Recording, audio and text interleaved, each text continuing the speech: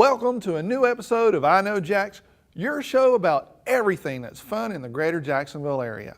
I'm Joe Talentino, your host on this great adventure. I try to live life to its fullest, and I Know Jax is really an extension of that way of thinking. I know, it's an overused phrase and a well-worn cliche. I'm well aware of the fact that I'm quickly moving from a hello, welcome to my show into deep waters right off the bat. But famous explorers who came before me were never afraid of deep waters. Were they? I mean, if Leif Erikson had been a worrier, America would never have been discovered. I believe that if we don't take chances and push our boundaries just a little bit, we're not really living. We're just letting time pass us by. Sometimes we just have to take that dreadful first step and move into uncharted territory. Now, I talk to many people who worry a lot about how things look and what people are going to think.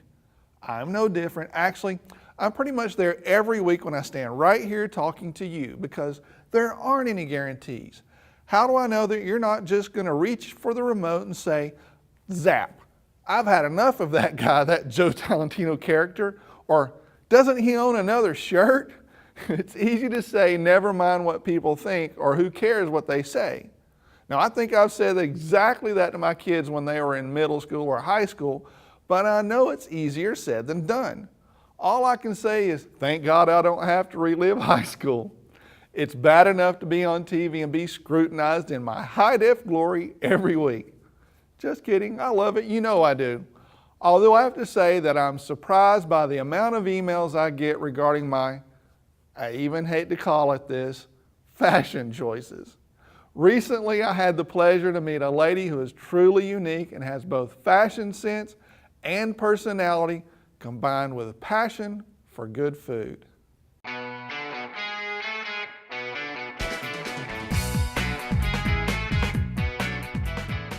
Maybe you recognize Emily Ellen from Food Network Star or Cupcake Wars. I met Emily when she was visiting the Jacksonville Home and Patio Show. There she made an amazing salsa with, of all things, cranberries. I love the salsa thing you did. That was great. Isn't that a great idea? That was a great idea. I never would have thought of doing it that way. Yeah, for all of you out there, what we're talking about, oh my gosh, is salsa. We'll put links on the website. Yes, we'll do EmilyEllen.com. And what's your handle? IKnowJax.com. Duh. How hard would that be? I got it. Oh, that's easy. The cooking You are degree. blonde, but I know it Come is on. blonde. For a while there, I was wondering who was interviewing who. Where did you grow up? North Georgia mountains. I was going to say that's a North Georgia accent. And let me tell you, you're going to love this. I paired up with the Georgia Beef Board and Cattlemen's Association. Okay. I ate my way through Georgia, all the best burgers in Georgia. Oh my goodness. I ate 22 burgers in one day. Oh. I mean 2 days. Oh my gosh, sorry. Both of us grew up on farms, we love good food, and we both love beef. And people don't realize, they think it has to come from Texas or somewhere, but no. Georgia beef Florida is great. and Georgia, Yeah. the cattle industry in the United States actually started here. Right here. Yep, absolutely. St. Augustine right down the street. Gotta love it. Beef, that's what's for dinner. Can we get you a sponsorship now? You were in the presence of royalty, did you know? Oh, no, I didn't.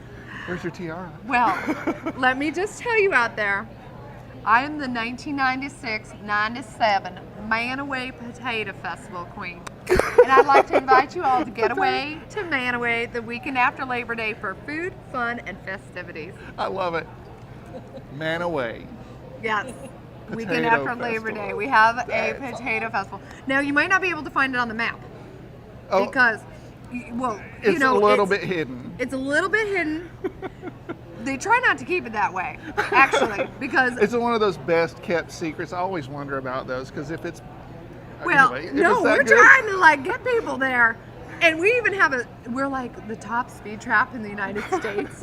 Like we're trying to slow Used to people be down so Darien, they don't Georgia. mess.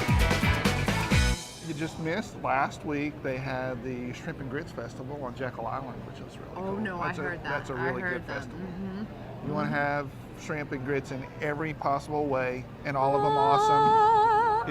It's really good. Wait, we totally digressed. Hold on. Hold Have on. we hit our 3-minute mark Wait, yet? wait. This is the footage that you get, like a special interview Yeah, online. this is the DVD extra. What are you supposed to be asking me?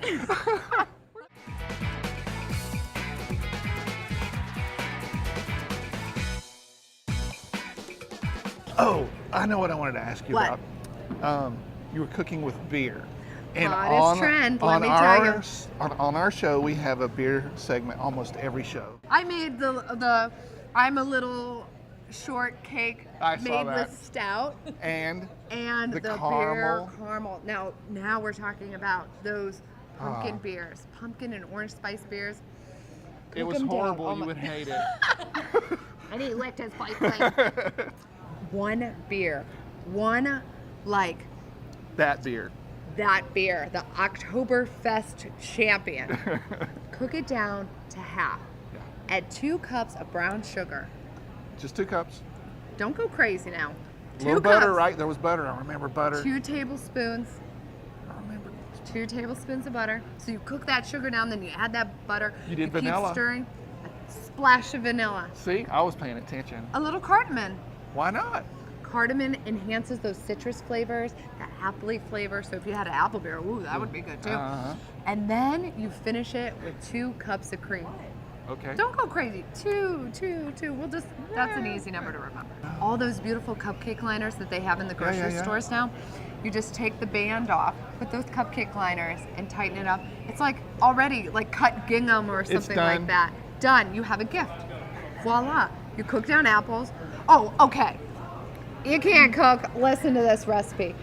1 gallon of apple cider Gotcha. in a pot, cooking down, will reduce down to a cup of perfect apple jelly. You can't say you can't cook, because if you can boil water, you can boil cider down to apple jam. You can put I can your do that. little cupcake liner on and give it as a present. I'm ready to rock. Let's do it. I didn't want to cut my sister's hand off. She's a big So- fan of star anise. I found that out. Yeah, well, I'm a It's big the magic. fan of it because it is a magic spice. When you want something that tastes meatier, you want to have that caramelized flavor. You put star anise in your barbecue, your beef stew. Just a little. I'll Don't bet go none of crazy. you guys know what that is. It's kind of like it's a little seed pod thing, right? Seed pod, yes. And it smells citrusy almost. Citrus, like a citrus spice. Kind of like licorice on paprika. And I don't even like licorice, but star anise is good. Yeah. Isn't that Right. weird? Yeah, it is weird. Oranges are a rolling. See how we just handled that? I know, that was wonderful. Emily is also a character in an upcoming movie. The main character is obsessed with watching the eating channel. Okay. And here I am on my own show, What's Gotcha. Cooking Good Looking, and Love it. I'm looking at the camera, telling them how to make donuts.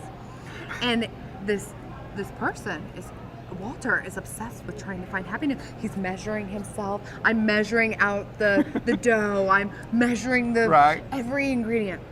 And then all of a sudden there's a moment where I come out of the camera and I'm like feeding him donuts. You're And feeding him through the TV? I'm feeding him through the TV. There's like a wide That seems a lot of angle and creepy. It's a lot of creepy, Little but bit. a little happy, a little dumb, And a a lot of little fat. bad. It's gonna be a riot. Cool. There's also a lot of books in the works. Leave It to Cleaver. Okay. Maybe a cupcake inspired one coming Gotcha. soon. So Gotcha. definitely retro rad cupcakes. We're gonna go through the line. I'll probably have to do So something. education, you're going to continue that. Education. Very Cooking cool. to a degree. Count me in. I know, right? Okay. I'll get my first signed copy of Cooking to a Degree. I love it. Find out more about Emily Ellen and her cooking at emilyellen.com or look her up on Facebook. In my quest for new experiences, I sometimes consider taking up a new hobby. I'm actually pretty crafty. As a kid, I liked string art, and one time I made an owl and the background was very fashionable. The background to this masterpiece was crushed velvet in a really nice mustard color. I was very proud. Somehow my daughter Emma got a hold of this masterpiece, and every time we moved to a new house, this awesome string art creation would magically appear on a wall in the house. She thought it was hilarious. Thanks, Mom. I know she gave it to her. I also like woodworking, and I'm pretty good at carving in wood, but I can't touch this guy. Just take a look at this. These aren't your everyday jack-o'-lanterns. I asked Brian how long it takes to make one of his great creations. Most faces are about an hour or so. I make my own patterns. I use actual photos. And then what you do, it works the same as any pattern book you might buy in the store. I tape it onto the pumpkin, and then I've got a poker, and I go all around where I'm going to cut. There's all these little itty bitty just holes in it. So once you pull that off, it doesn't look like anything really. It's just a bunch of holes. So my job now is I go in there and I keep referencing back to the pattern, and I figure out what is going to actually be cut out. So when I cut a line, I got to go, okay, this is the black line. This is the white right through here. So then that way, when it's lit up, it looks pretty much like the picture. But what's kind of cool is that a lot of times I don't know what it's going to look like until I'm done. I'll just cut, make sure I'm cutting the right thing, and then look at it. So there's a big surprise finish for me. This one is Lon Chaney from the old monster movie London After Midnight. He played a vampire. And this is actually going to be a pretty tricky one because I don't know how well you can see it, but he's got all these fangs. So I have to concentrate now and see what I'm cutting. This part will drive you crazy if you lose track of where you are. So my thing is, if I'm going to spend a lot of time doing a design, I like something that's more predictable. And on top of that, here in the Florida weather, you're not throwing it away within a week, because pumpkins rot pretty quickly. I'm actually allergic to pumpkins to touch the insides. So I have to, yeah, it's kind of ironic. I have to immediately wash my hands when I'm done. It's kind of like how Mel Blanc, who did the voice of Bugs Bunny, was allergic to carrots. He would cut the audio and actually chew up a carrot and then have to immediately spit it out. So I suppose I'm in good company on that.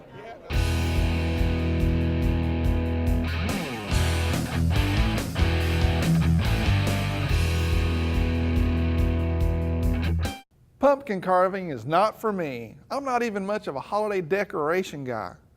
What I really would like to do is stained glass. I know that seems a bit odd, but these days I barely have time to pay attention, so picking up a new hobby for me is going to have to wait. I don't know if you can call craft beer a hobby really, but if you can, I don't mind picking that up. How about you? It's Ed Horton from the Jacksonville Giants from Shreveport, Louisiana, and you watching I Know Jacks. Yeah!